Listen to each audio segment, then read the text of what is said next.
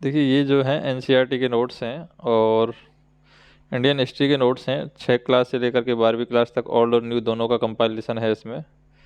तो हम as a audio format में इसको बुक को पढ़ेंगे सुनेंगे, मतलब बाद में आप सुन सकते हैं अपने हिसाब से। अभी हम इसको सिर्फ रीडिंग मारेंगे। और टोटल इसमें अभी अगर हम देखें, देखिए 286 पेज है इसमें टोटल।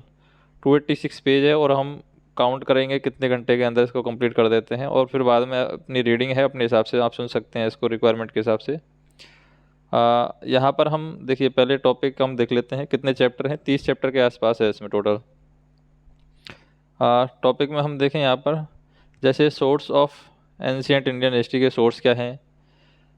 आर्चोलॉजिकल सोर्स हैं, लिटरेरी सोर्स हैं, मतलब किताबों से क्या है, फॉरेन अकाउंट से विदेशी लोगों ने क्या कहा है। Modern historian of ancient India, मतलब वर्तमान में जो इतिहासकार हैं वो क्या कहते हैं एंशियंट इंडिया के बारे में। तो ये सोर्स हैं 4 तरह के। उसके बाद में प्री हिस्टोरिक कल्चर किस तरीके से थी। Division of ancient Indian history किस तरीके से डिवीजन हुआ था। नियोलिथिक एज में फूड प्रोड्यूसर किस तरीके से हुआ था। फिर ये चालकोथिक एज आ गया यहाँ पर। फिर हम देखें megalithic culture of iron age और फिर हिस्टोरिकल एज। तो इस तरीके से यहाँ पर क्या है, अलग अलग चैप्टर बताए गए हैं।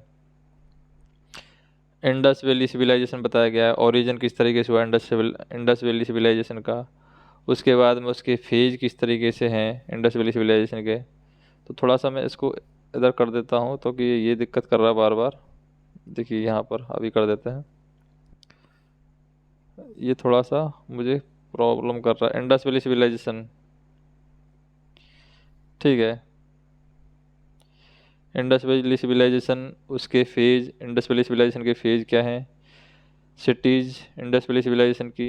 Important sites Indus valley civilization की। इम्पोर्टेंट साइट कौन कौन सी है। इकोनॉमिक कंडीशन क्या थी इंडस वैली सिविलाइजेशन की। सोशल कंडीशन क्या थी। Air art and craft of Indus valley civilization. Religious practice of Indus valley civilization, मतलब किस तरीके से धार्मिक मामलों में वो चीज़ें देखते थे। Decline of Indus valley civilization, किस तरीके से इंडस वैली सिविलाइजेशन का डिक्लाइन हुआ उसके बारे में बताया गया है।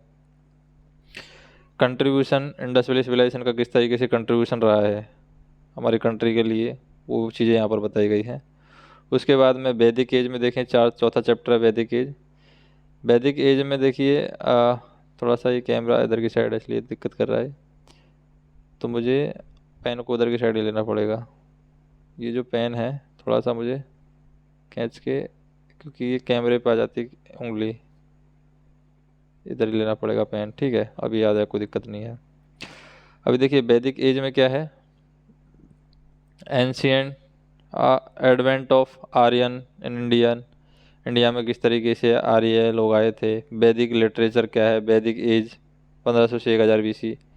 लेटर वैदिक एज 1000 से 100 BC के बीच में क्या हुआ था, वो सारी चीज़ें यहाँ पर बताई गई हैं। उसके बाद में रिलीजियस मूवमेंट किस तरीके से हुए हैं।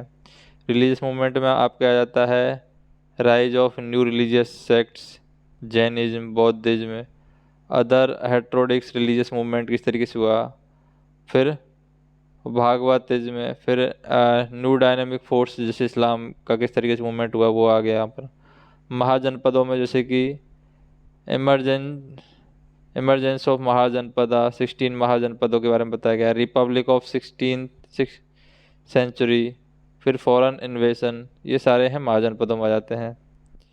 फिर उसके बाद में मौर्य एम्पायर आ गया। मौर्य एम्पायर में source of Maurya dynasty, ruler किस तरीके से मौर्य डायनेस्टी के रूलर रहे हैं। उसके बाद में चंद्रगुप्त मौर्य, बिंदुसार, अशोक, फिर Mauryan administration system, Mauryan art and culture, फिर डिक्लाइन ऑफ मौर्यन एम्पायर, वो सब आ जाते हैं। उसके बाद में पोस्ट मौर्यन पीरियड में आ जाते हैं, जैसे कि indigenous kingdom of post Mauryan period, फिर सुंगा डायनेस्टी, अब फिर कन्व डायनेस्टी भी आ जाती है यहाँ पर। कन्व डायनेस्टी, फिर सातवाहन डायनेस्टी, फिर foreign kingdom of post Mauryan period, post Mauryan administration किस तरीके से रहा है वो यहाँ पर आ जाता है। फिर चौथे 9th चैप्टर में आ जाता है एज ऑफ गुप्ताज, मतलब गुप्ता एम्पायर किस तरीके से, ruler of Gupta empire, society and administration in Gupta empire, decline of Gupta empire. तो ये सारी चीज़ें हम पढ़ेंगे। उसके बाद में 10वें चैप्टर में पोस्ट गुप्ता पीरियड में आ जाएगा हमारा। पोस्ट गुप्ता पीरियड में क्या आ जाएगा?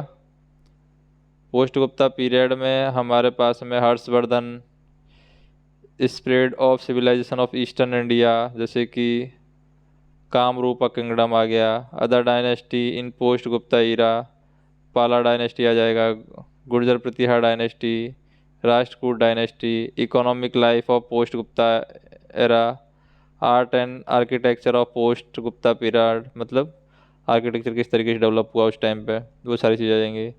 हिस्ट्री ऑफ साउथ इंडिया में जैसे कि संगम एज में किस तरीके से हुआ, megalithic culture of south India, 3 early kingdom of south India हम देखते हैं, organization of new kingdom in Deccan, imperial Chola आ जाएगा। फिर मेडिवल हिस्ट्री में हम देखें, मेडिवल हिस्ट्री में क्या आएगा? मेडिवल हिस्ट्री में अरब और तुर्क्स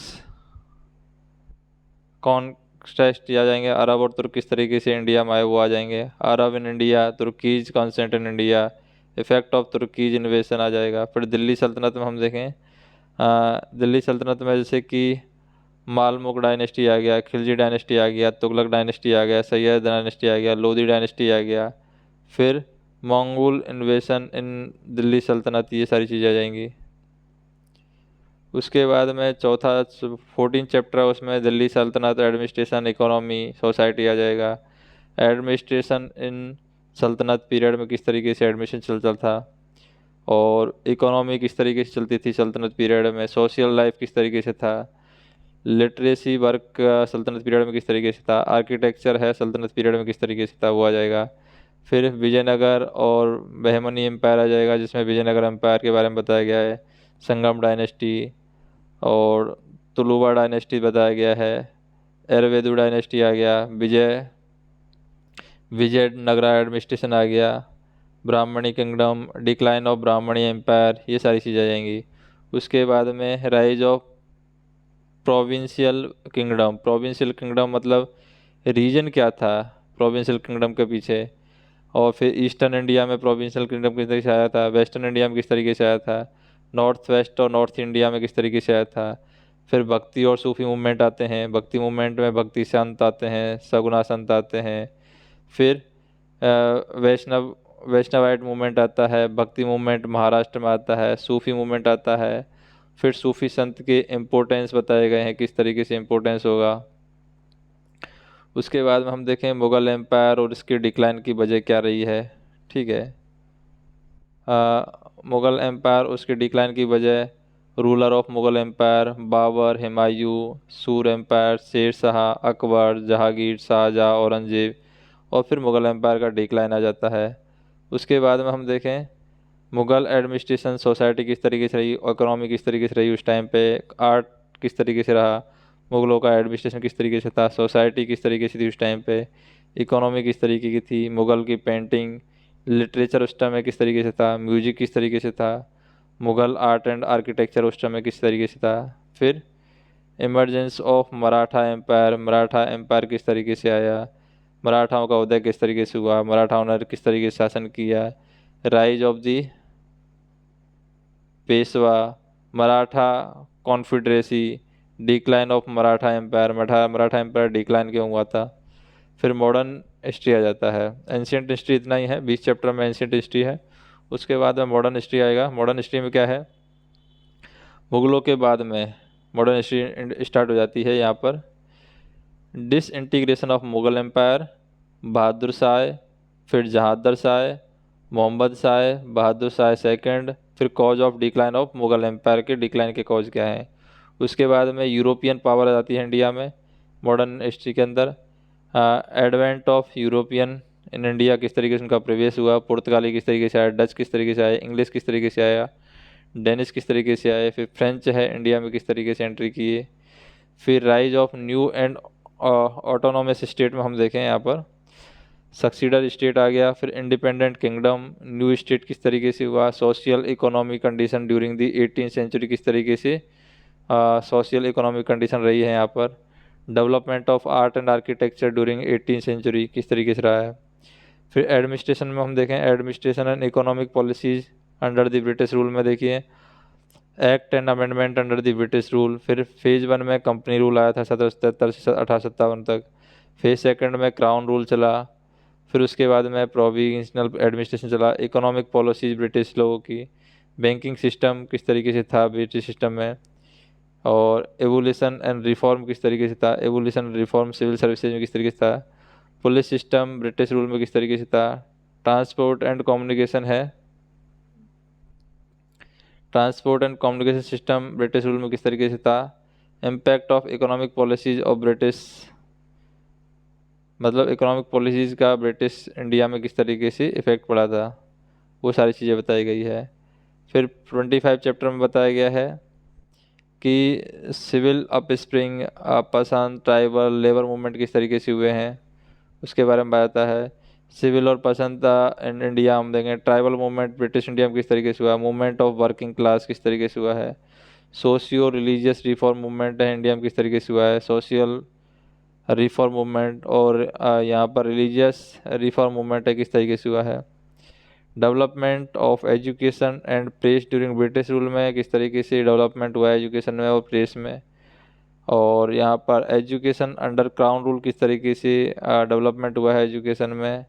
प्रेस में किस तरीके की डेवलपमेंट हुआ है वो हम देखेंगे। फिर 1857 की क्रांति, कॉज क्या है क्रांति के। Beginning and course of the revolt, weakness of the revolt and failure, impact किस तरीके से उस क्रांति का इम्पैक्ट पड़ा है वो हम देखेंगे। फिर 29 चैप्टर में हम देखें 29 में emergency of nationalism in India, किस तरीके से इमरजेंसी लगी। और moderate and extremist phase of Congress हम देखेंगे। फर्स्ट फेज और रिवोल्यूशनरी एक्टिविटी। फिर world war and nationalist response हम देखेंगे। Indian national movement second phase में हम देखें, जैसे कि Lucknow pact, home rule league movement, Gandhian era of Indian national movement, Khilafat movement हो गया, नॉन कॉरपोरेशन मूवमेंट हो गया, सीमन कमीशन हो गया। साइमन कमीशन के बाद में नेहरू रिपोर्ट 1928 की। फिर सिविल डिसोबीडियंस मूवमेंट जो सेकंड फेज में चला था वो 30 चैप्टर में बताया गया है। फिर हम देखें इंडियन नेशनल मूवमेंट आ जाता है, गवर्नमेंट ऑफ इंडिया एक्ट 1935। फिर इलेक्शन आ जाते हैं, क्रिप्स मिशन आ जाता है, quit India movement 1942, Subhash Chandra Bose, Indian national army, course of event of independence, partition of India. फिर integration of princes state after independence, किस तरीके से इंटीग्रेशन हुआ। फिर गवर्नर जनरल आगे, गवर्नर बंगाल के जो गवर्नर जनरल आगे, गवर्नर जनरल बंगाल का, गवर्नर जनरल इंडिया के 1828 से 1950 में किस तरीके से हुआ। फिर इंडिया आफ्टर इंडिपेंडेंस, किस तरीके से चैलेंज हैं नई इंडिया में थे। फिर किस तरीके से कॉन्स्टिट्यूशन बनाया गया, किस तरीके से स्टेट को मिलाया गया, डेवलपमेंट और प्लानिंग किस तरीके से हुई थी। एंड आइडियल्स और हाउ कंट्री की किस तरीके से आइडियल्स थे। आर्ट एंड कल्चर में हम देखें, आर्ट एंड कल्चर में हमारा कुछ टॉपिक आ जाते हैं, जैसे कि एक मिनट, थोड़ा सा दिक्कत कर गया, ये इधर आ जाएगा, एक मिनट। आर्ट एंड कल्चर, ये इसको याद रख देते हैं,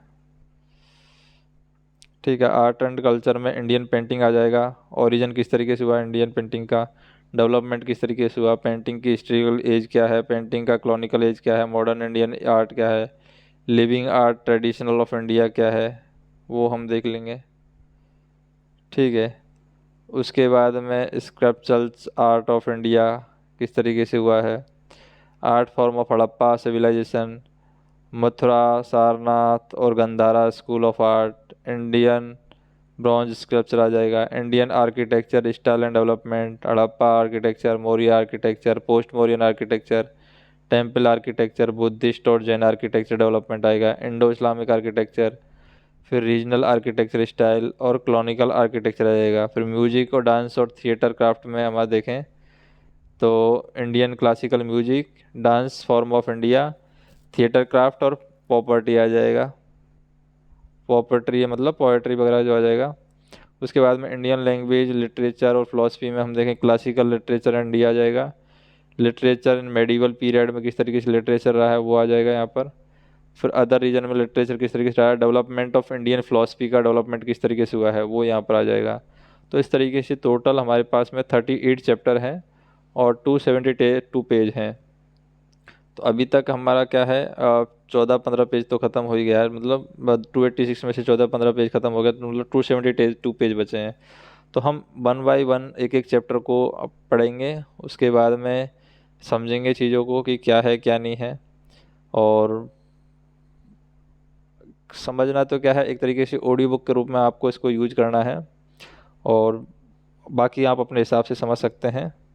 तो नेक्स्ट वीडियो में हम देखेंगे, चैप्टर 1 स्टार्ट करेंगे और देखते हैं कि कितने घंटे के अंदर ये बुक है हमारी कंप्लीट हो जाती है। मतलब एक बार रीडिंग से हमें क्या है, थोड़ा बहुत बेसिक आइडिया लग जाएगा इन चीज़ों के बारे में कि कहाँ पर क्या टॉपिक दिया हुआ है, और थोड़ा बहुत है बेसिक नॉलेज हमें मिल जाएगा। उसके बाद में हम बाकी चीज़ें देखेंगे।